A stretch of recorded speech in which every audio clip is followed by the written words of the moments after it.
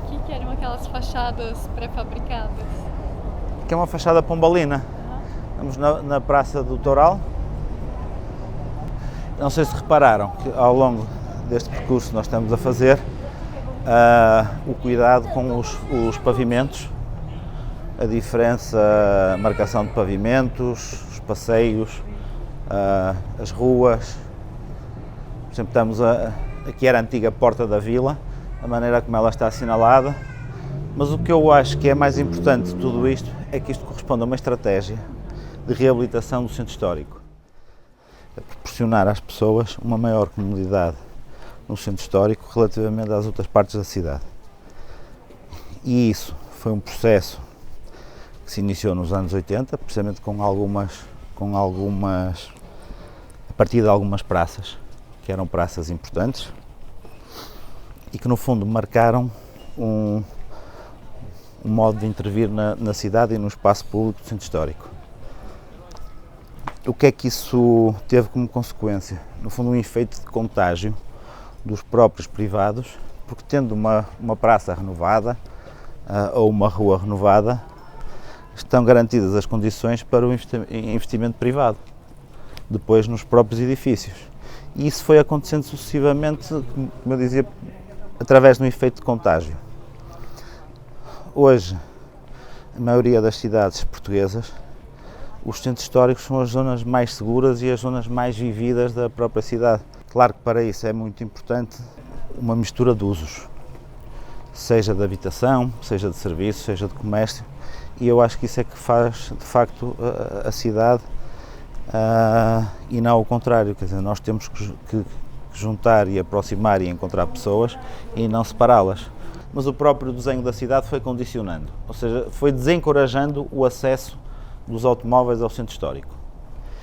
Guimarães é património mundial classificado pela Unesco, não pela excelência de um ou de outro edifício, mas pela uniformidade de um conjunto que atravessa várias idades, sobretudo medieval. Aqui estamos a chegar ao edifício do Arquivo Municipal de Guimarães. Era a Casa Navarros de Andrade, um edifício do século XVIII. A mim o que me agrada sobretudo é ver o estado de conservação dele. Significa que as opções de projeto foram acertadas. Bem, Guimarães está inserido numa zona que é a zona do Val do Ave, em que tem uma economia sobretudo mantida pelo têxtil, pela área da indústria têxtil. Mas depois, com a abertura dos mercados também à Ásia, a primeira área económica a sofrer desse problema foi precisamente a área têxtil. E houve uma depressão grande nesses anos, houve falências e, portanto, houve uma crise profunda da área têxtil. E a cidade teve necessidade, no fundo, de encontrar um novo paradigma. De algum modo, fez uma aposta correta em fazer e potencializar exatamente aquilo que tinha, que era a história, um património histórico rico e um património urbano. E depois, obviamente, todos os processos de renovação do centro histórico são marcados por estratégias diferentes. Aqui trabalhou-se basicamente muito com a população local, de maneira a não gentrificar tanto o centro.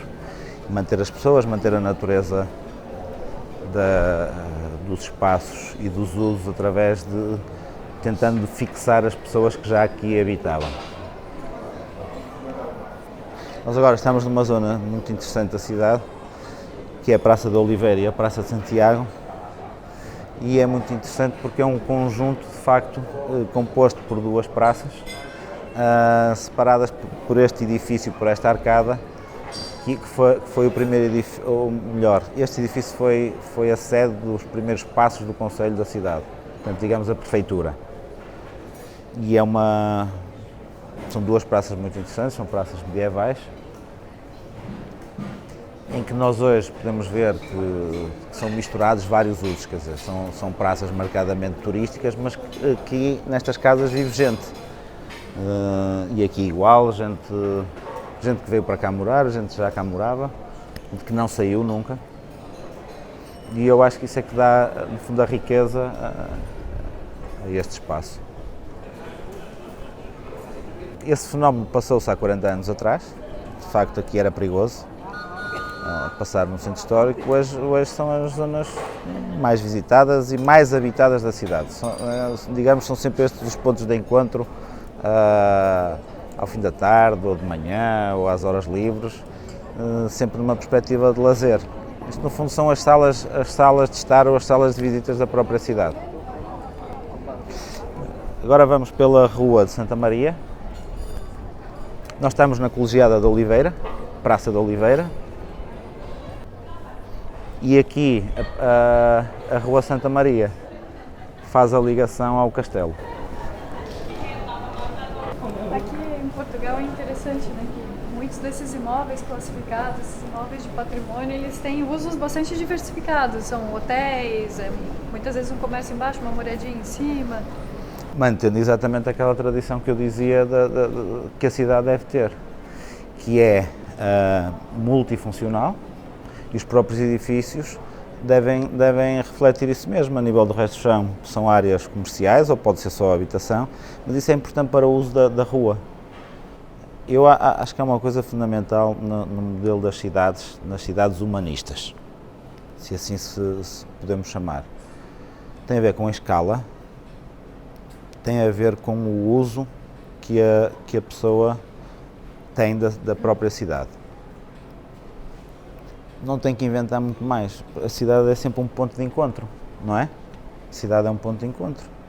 E, portanto, esse encontro deve ser privilegiado pela construção, pela continuidade construtiva das ruas, pensar um bocado ao contrário, ou seja, não pensar tanto nos edifícios, mas pensar que os edifícios têm que ser, de facto, aquilo que suporta a rua, que é o espaço público, que é onde as prefeituras e os governos devem investir, mais uma vez, no espaço público e deixar os edifícios para os privados, que eles vão se encarregar de fazer essa renovação. E assim começam todos os processos de renovação dos centros históricos. Portanto, porque a cidade é habitada. Isto não é uma casa de bonecas, uma Disneylandia animada, não é? De facto, as pessoas vivem aqui e convivem com o turismo, com tudo. Veja, por exemplo, os usos que a cidade tem. Pode-se comprar fruta aqui, pode-se ir à mercearia. Isso são coisas que, do meu ponto de vista, não têm preço. Eu poder caminhar pela cidade, comprar os produtos que necessito, dia a dia, quer dizer, é precisamente o contrário de todo o modelo que nós conhecemos, que assenta no uso do carro, a ida ao hipermercado, ao shopping, que é preciso fazer 10 km ou o que seja, depois vou para um condomínio, e entre o condomínio e o shopping é terra de ninguém, é vidro fechado, é carro. Nós aqui temos essa multifuncionalidade que a cidade oferece. Mais uns doces importantes aqui. Docinho do céu de Guimarães. O céu é muito bom. E repara, por exemplo, na qualidade dos espaços, das lojas, tem coisas muito interessantes. Aqui a Biblioteca Municipal. E esta foi uma das primeiras praças a ser renovada. Tratamento de pavimentos, infraestruturas, enfim, tudo isso. Eu sou um apreciador do movimento moderno e, de facto, em termos de arquitetura, eu acho que todos nós aprendemos muitíssimo com o movimento moderno. Foi uma pena que o grande erro do movimento moderno tenha a ver precisamente com a formulação das cidades e do urbanismo, que de facto falhou completamente. Que era a ideia de separar tudo e mais por funções, ou seja, vias para carros, vias para pessoas, zonas de habitação de um lado, zonas de serviço do outro, e isso é antítese do que é a cidade e do que é o espaço urbano. Olá, Sofia, tudo bem? Olá, tudo bem? Tudo bem, Ricardo? Obrigado, igualmente. Eu acho que esta aqui é um dos maiores patrimónios da cidade, não tenham dúvidas. Torta de Guimarães e Tocinho do Céu é qualquer coisa de fabuloso. Portanto, vão ter que provar. E o sítio é aqui, não há outro, é este. O que é interessante hoje, e aí também é um indicador que nos permite perceber que a estratégia tem sido, de um modo geral, correta, é que Guimarães é o quarto destino da Unesco a nível mundial, é o quarto destino mais visitado. E isso é qualquer coisa de muito importante. Estamos a falar de uma cidade bastante pequena, em Portugal, que não é propriamente digamos que é um país mais periférico na Europa. Também por isso eu acho que o torna mais interessante, que é um país que olha para mais longe, que olha para o Oceano Atlântico e que sempre teve esse apelo e que de facto contribuiu para a época dos descobrimentos em que os portugueses saíram a descobrir o mundo. Uma coisa é inegável, que é o cuidado de facto com tudo isto, não é? A uniformidade dos passeios, o cuidado com as acessibilidades para deficientes. Isso é uma coisa que eu aprendi a valorizar quando comecei a sair de Portugal e por exemplo, a ir para outros países. De facto, os passeios pura e simplesmente não existem. O espaço público é aquilo que sobra do construído. Que interessante essas... Ah tá, é que aqui é a igreja, mas naquele outro não era a igreja, né? Não, tem vários, olha, há outro ali, também muito bonito. Como é que é o nome disso? Tabernáculo. Tabernáculo.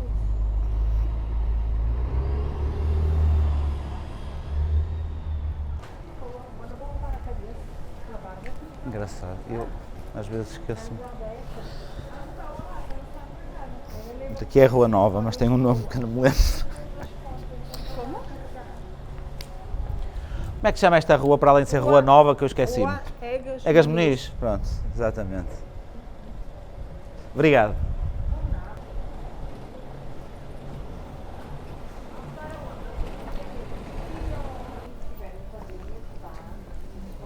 Ela praticamente estava à nossa espera. Bonito, não é?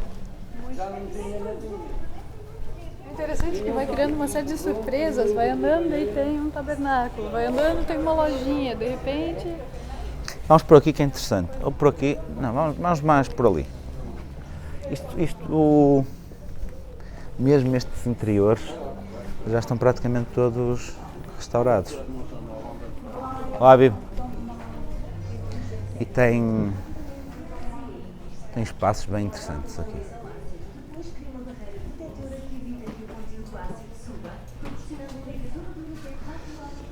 Agora vamos por aqui.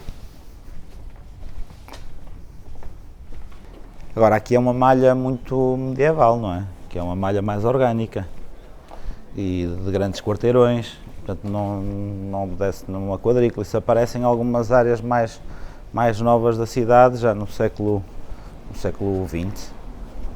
Porque Guimarães também era uma cidade de uma dimensão pequena e, portanto, que foi ocupando e foi desenhando a sua própria malha, mas dentro de toda a área muralhada. E é uma cidade muito, muito agradável para se visitar, porque temos sempre os espaços de paragem, poder tomar algo numa esplanada, e acho que isso é agradável para as pessoas.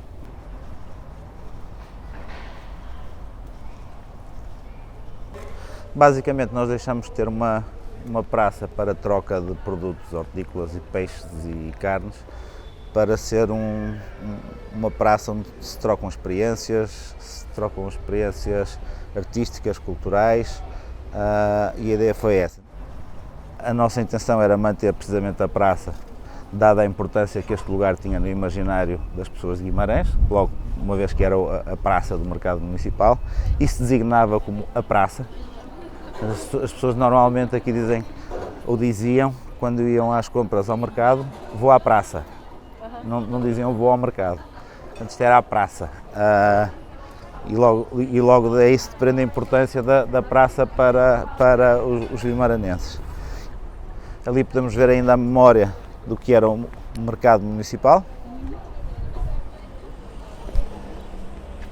Toda a parte interior desta fachada tem uma iluminação LED e o edifício ganha uma vida totalmente diferente. E, portanto, isso é interessante porque as pessoas, à medida que vão vendo o edifício e percorrendo, vão sentindo sensações diferentes e à noite também se surpreendem pela diferença que, de facto, o edifício tem. Acho que é importante nos edifícios experimentar estas escalas diferentes, a preparação de uma entrada num primeiro momento, ou seja, marcar também os tempos.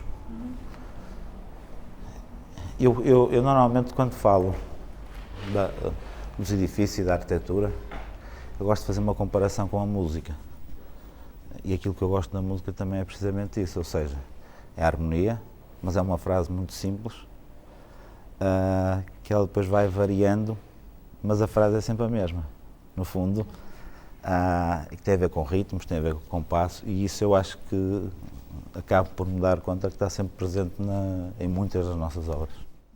O Egon Beltz, da casa que vocês visitaram lá em Sim. Blumenau, ele gostava de comparar a arquitetura com o bolero de Ravel, que é sempre a mesma repetição, mas com entonações ou com ritmos diferentes. Exatamente. Há muitos arquitetos que defendem que a arquitetura deve ser muda. Eu acho que isso é um pouco a negação da arquitetura.